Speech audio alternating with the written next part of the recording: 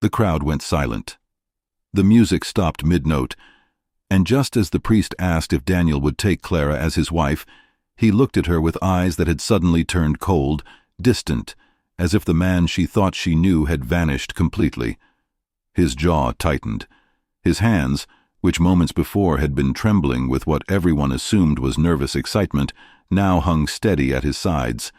He said, his voice cutting through the decorated hall like a blade through silk, "If you can laugh at my parents for being poor, you can laugh at me too, so laugh alone." Then he dropped the ring. It hit the marble floor with a sharp, metallic sound that seemed to echo forever. He turned around and walked out. His mother, Martha, covered her mouth with both hands, tears already streaming down her weathered cheeks. His father, Joseph, just lowered his head slowly, his shoulders sagging under the weight of a pain he'd carried his entire life, but had hoped his son would never have to bear. He whispered, barely audible above the shocked murmurs beginning to ripple through the crowd, "Let's go home, son." The massive wooden doors closed behind them, and Clara stood alone at the altar in her $20,000 gown, bouquet trembling in her hands, mascara beginning to run, facing 300 guests who had just witnessed her humiliation. But how did it come to this? How does a love story that began with such promise end in public heartbreak? To understand what happened in those final devastating moments, we need to go back to where it all started. Before we dive deeper, let us know in the comments where you're watching from. We'd love to hear from you. And if you're new here, click on the subscribe button so you never miss any of our upcoming videos. Daniel Thompson grew up in a small town about 2 hours outside the city, the kind of place where everyone knew everyone, where your word was your bond, and where hard work wasn't just survival, it was everything. His father, Joseph, had worked as a mechanic for 40 years, his hands permanently stained with engine grease, his knuckles scarred from decades of wrenching bolts in tight spaces. His mother, Martha, was a homemaker who supplemented their income by selling vegetables at the local farmer's market every Saturday morning, rain or shine. Daniel was their only child, and from the time he could understand words, they told him the same thing. Education is the only inheritance we can give you. They meant it. When Daniel was accepted into state college, his parents sold Martha's mother's wedding ring to pay the first semester's fees. Joseph took extra shifts at the garage, sometimes working 16-hour days, coming home so exhausted he'd fall asleep in his work clothes. Martha stopped buying new clothes for herself entirely, wearing the same 3 dresses in rotation for years. They never told Daniel about these sacrifices. They only wanted him to succeed. And succeed he did. Daniel graduated top of his class with a degree in business management. He landed a job at a mid-sized corporate firm in the city, starting as a junior analyst. It wasn't glamorous, but it paid enough for him to send money home every month, which he did without fail. He rented a small studio apartment, rode the bus to work, packed his own lunches, and saved every penny he could. His co-workers often joked that he lived like a monk, but Daniel didn't mind. He knew what poverty felt like. He wasn't about to forget where he came from just because he now wore a tie to work. That's the kind of man Daniel was, humble, grounded, grateful. Clara Whitfield, on the other hand, had grown up in a world where money was never a concern. Her father owned a chain of car dealerships across 3 states. Her mother was a former beauty queen who now spent her days organizing charity galas and spa appointments. Clara had attended private schools her entire life, spent summers in Europe, and graduated from a prestigious university with a degree in communications. She worked in her father's corporate office, organizing events and managing social media campaigns. She was beautiful, confident, polished, the kind of woman who turned heads when she walked into a room. But beneath that polished exterior was someone who had been taught that image mattered more than substance, that appearances were everything, and that people were often judged by what they had rather than who they were. They met at a corporate leadership seminar 2 years before the wedding. During a coffee break, they ended up standing next to each other at the pastry table. Clara made a joke about the stale croissants. Daniel laughed and said something about how they reminded him of the ones his mom used to bake, except hers were actually edible. She liked his smile. He liked her confidence. They exchanged numbers. A week later, they went on their first date. Daniel took her to a small Italian restaurant, the kind of place with checkered tablecloths and candles and wine bottles. Clara had expected something fancier, but she found the simplicity charming. Daniel was different from the men she usually dated. He wasn't flashy. He didn't talk about himself constantly.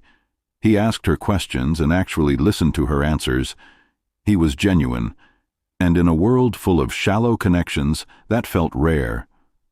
For Daniel, Clara was like sunlight breaking through clouds. She was vibrant, full of life, ambitious in ways he admired. They fell in love quickly. Within 6 months they were talking about the future.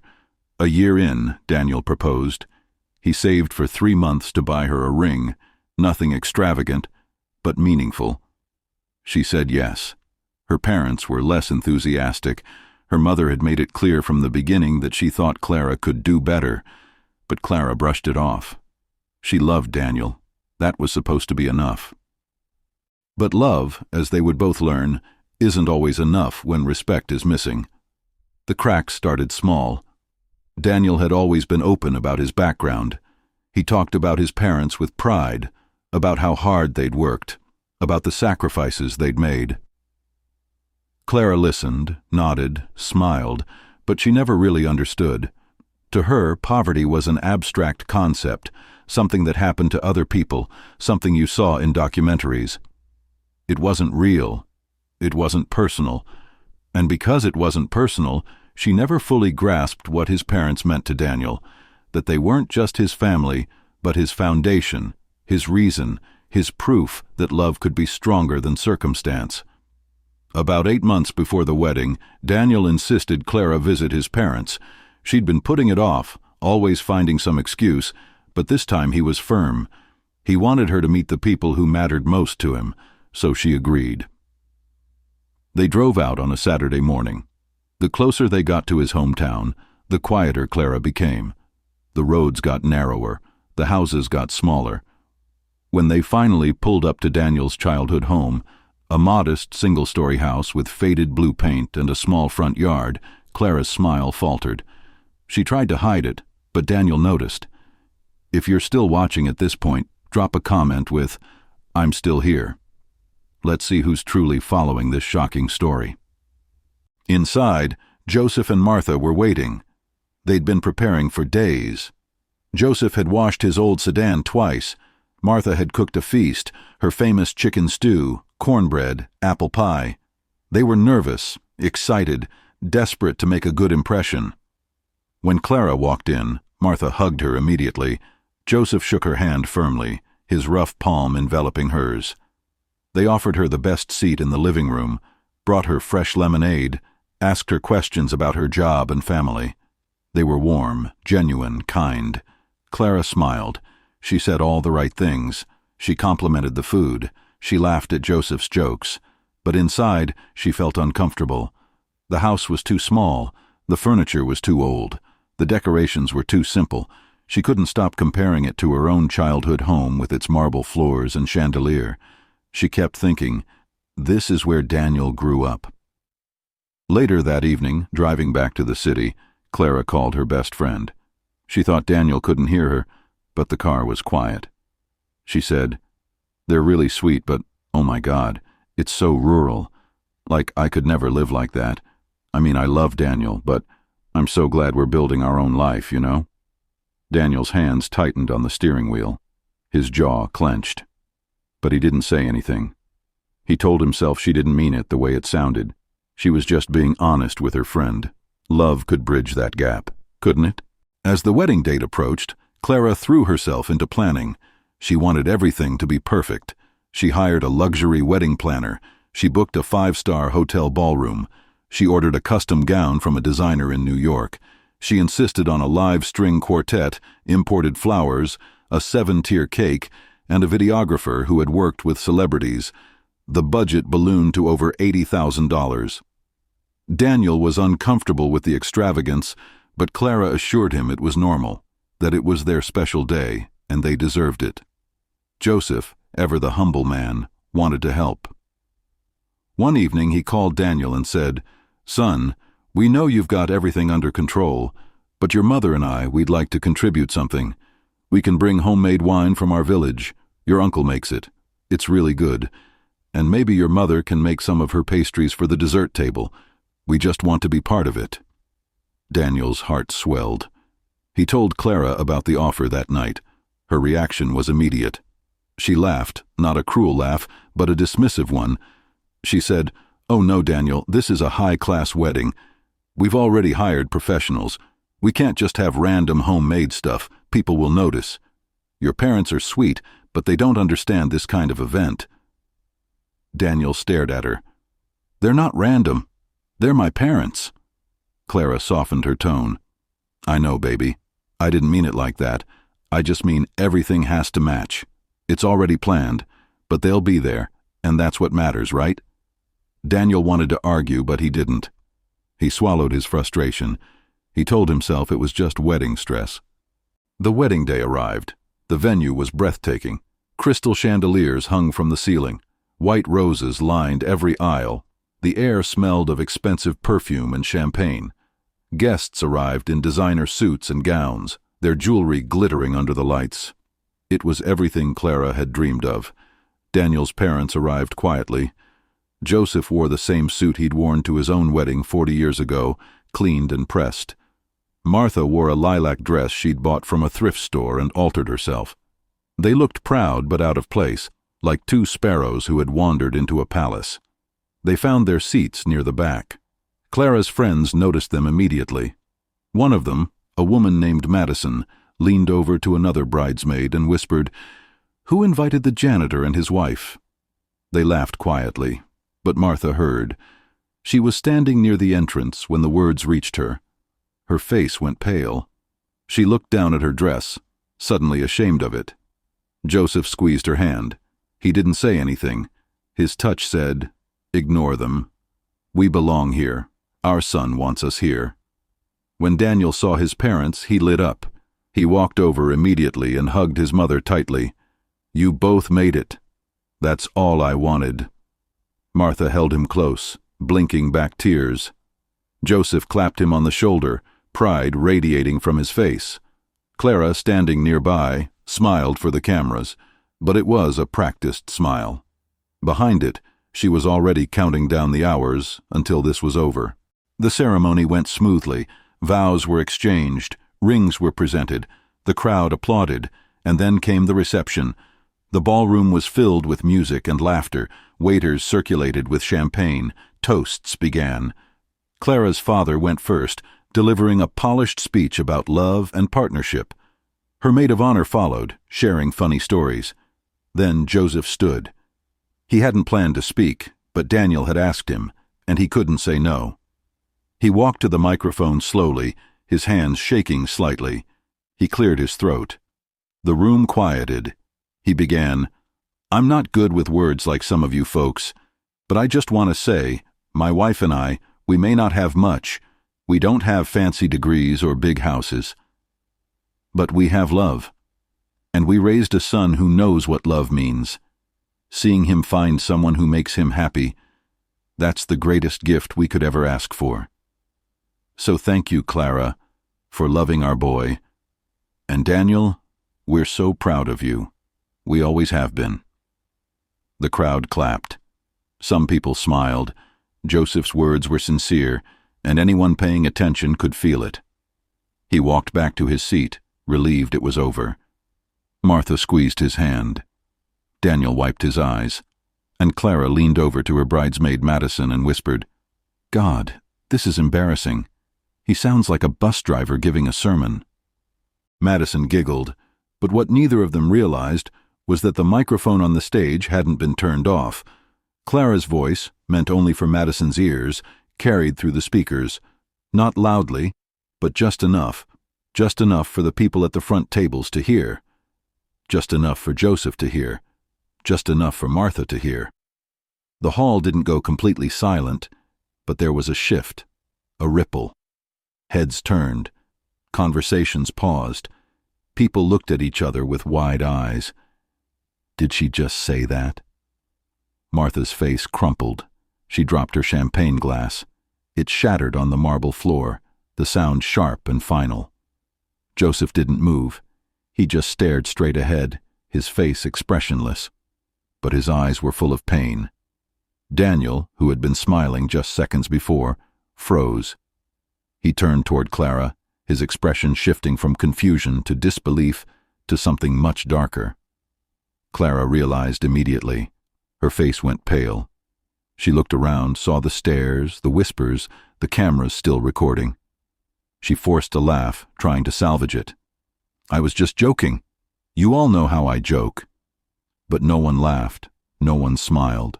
Because everyone in that room knew that wasn't a joke. That was her truth. Daniel walked slowly toward the stage. He didn't run. He didn't shout. He moved with a calmness that was somehow more terrifying than anger. He took the microphone from the stand. His hands were steady. His voice, when he spoke, was quiet but clear. "Clara, the man you just mocked is the reason I'm standing here. He worked 16-hour days so I could go to school. He went without food so I could eat.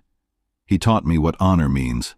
And the woman sitting beside him, she sold the only thing of value she owned so I could get an education.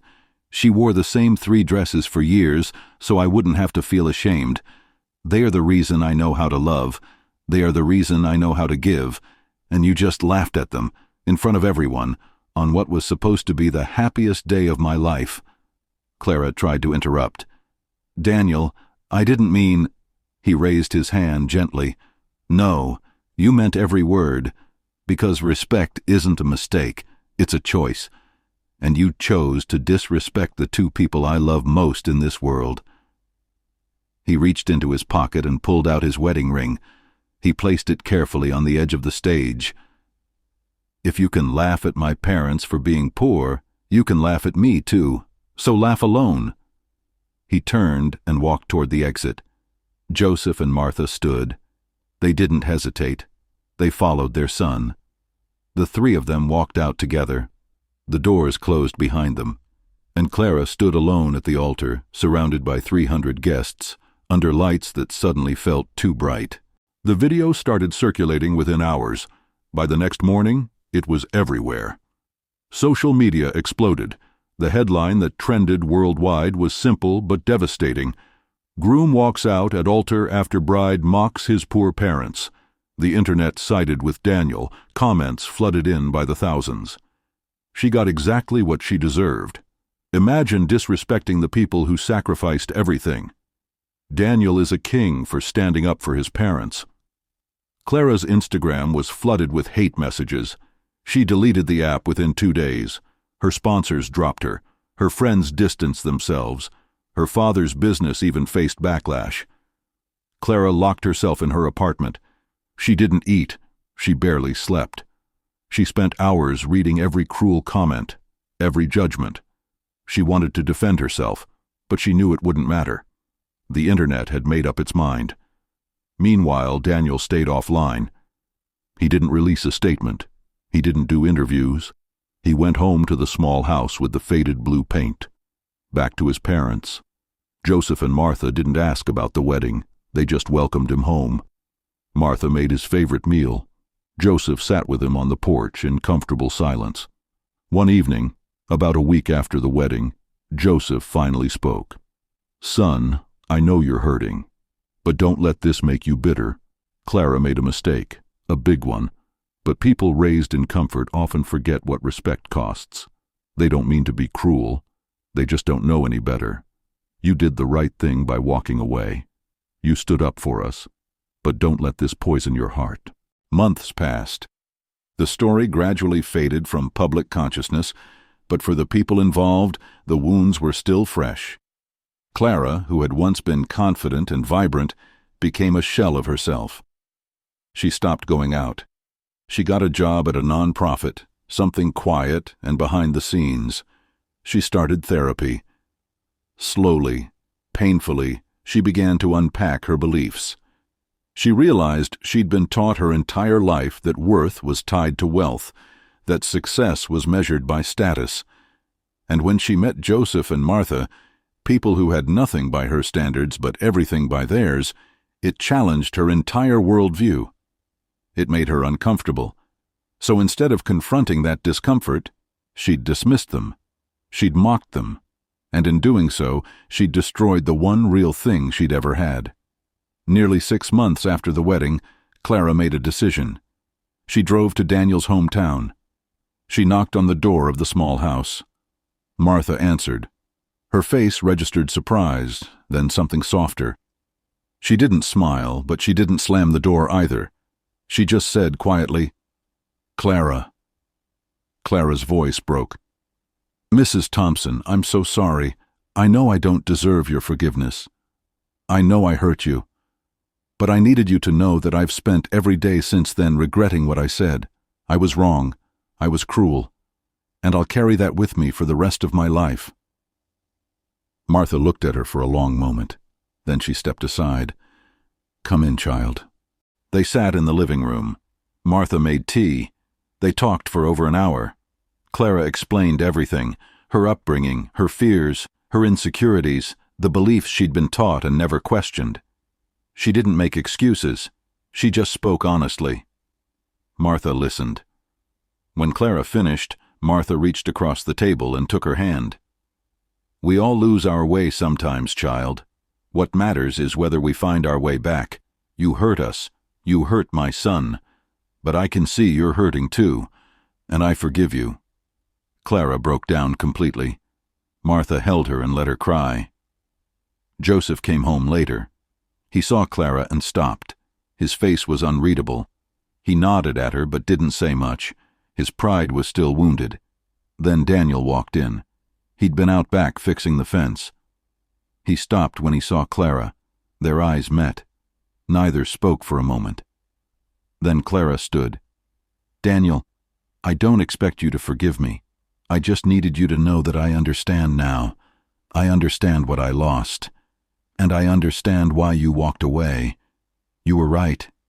Respect isn't a mistake. It's a choice.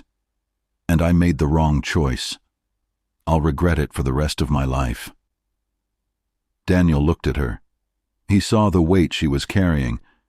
Despite everything, he felt something shift. "Clara, I've forgiven you. But forgiveness doesn't always mean going back. You hurt the people I love most. And that's not something I can just forget. I hope you find peace. I really do. But we can't go back to what we were." Clara nodded, tears streaming. "I know. I just needed you to know that I'm sorry." She left a few minutes later. As she drove away, she looked in the rearview mirror at the family she'd lost, and she knew she'd never stop regretting what she'd done. But she also knew that regret was teaching her something she'd never learned before. That real worth isn't measured by what you have, but by how you treat people. A year passed. Daniel's life moved forward. He continued working, but he also helped his parents open a small eatery called Joseph and Martha's Kitchen. They served simple food: chicken stew, cornbread, apple pie, homemade lemonade. Word spread quickly. People came not just for the food, but for the story. They wanted to support the family that had become a symbol of dignity and respect. Lines stretched down the block every Saturday. One regular customer said it best: "This is food made from respect. You can taste it in every bite." Daniel watched his parents thrive and felt peace. He'd made the right choice. Clara rebuilt her life quietly. She continued working at the nonprofit. She volunteered with a charity that supported single mothers and low-income families. She didn't do it for recognition. She did it because she needed to understand the world she'd once dismissed. Every year, on the anniversary of the wedding that never was, Clara sent flowers to Joseph and Martha's Kitchen anonymously.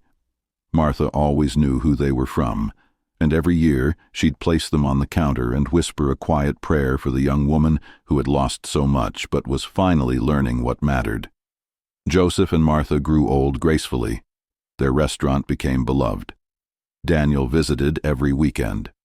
And Daniel eventually found love again, not with someone glamorous or wealthy, but with someone kind, someone who respected his parents, someone who understood that true worth isn't found in bank accounts but in character. Years later, Daniel found a photograph from the wedding day, taken before everything fell apart. In it, he and Clara were standing together, smiling, looking like any other couple in love. He stared at it for a long time. He didn't feel anger anymore, just sadness for what could have been, but also gratitude that he'd had the courage to walk away, that he'd chosen his parents over appearances, that he'd learned what really mattered. He placed the photo back in the box and closed it. Some chapters end not with resolution, but with acceptance. And sometimes that's enough. Because Daniel didn't just walk away from a wedding. He walked toward a life built on the values his parents had taught him. Respect, dignity, love. And those values could never be taken away. Would you have done what Daniel did? Or would you have stayed to forgive? Let us know in the comments. And if this story moved you, hit the like button and subscribe for more stories that remind us what respect truly means. Because sometimes the poorest people teach the richest lessons. And sometimes the hardest choices lead to the most meaningful lives.